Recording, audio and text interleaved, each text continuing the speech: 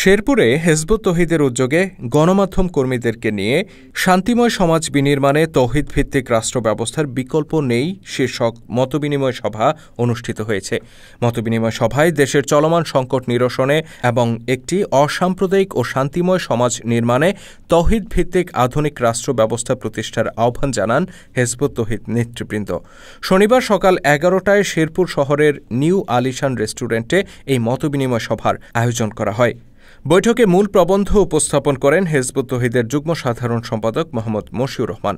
তিনি বলেন, মানবজাতির সার্বিক শান্তি ও কল্যাণ একমাত্র স্রষ্টার দেয়া জীবন বিধান অনুসরণের মধ্যেই নিহিত রয়েছে। মানুষের তৈরি কোনো মতবাদ বা ব্যবস্থা পৃথিবীতে শান্তি প্রতিষ্ঠা করতে পারেনি, বরং সংঘাত ও বৈষম্য সৃষ্টি করেছে।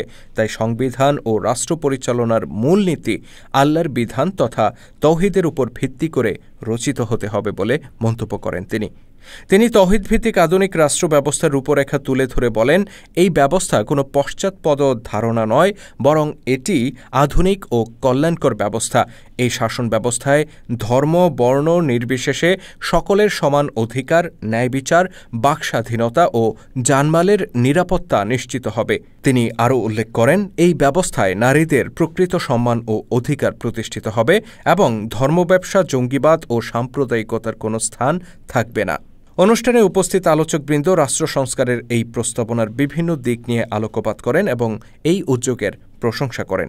শেরপুর জেলা হিজবুত তৌহিদের সভাপতি মুমিনুর রহমান পান্নার সভাপতিত্বে অনুষ্ঠানে আরও উপস্থিত ছিলেন হিজবুত তৌহিদের ময়মনসিংহ বিভাগীয় সভাপতি এনামুল হক বাপ্পা, বিভাগীয় নারী নেত্রী রোজিনা আক্তার, শেরপুর জেলা হিজবুত তৌহিদের সাধারণ সম্পাদক সুমন মিয়া, শেরপুর প্রেসক্লাবের সাধারণ সম্পাদক মাসুদ হাসান বাদল, কার্যকরী সভাপতি আব্দুর রফিক মজিদ, এটিএন নিউজের শফিউল আলম সম্রাট, সময় টিভির শহীদুল ইসলাম হীরা, যমুনা টিভির আদিল মাহমুদ উজ্জ্বল, নিউজ 24 এর জোবাইদুল ইসলাম, আমাদের সময়ের এডিএম শহীদুল ইসলাম, নালিতাবাড়ী উপজেলা প্রেসক্লাবের সভাপতি মান্নান হোসেন, সাধারণ সম্পাদক মনিরুল ইসলাম প্রমুখ।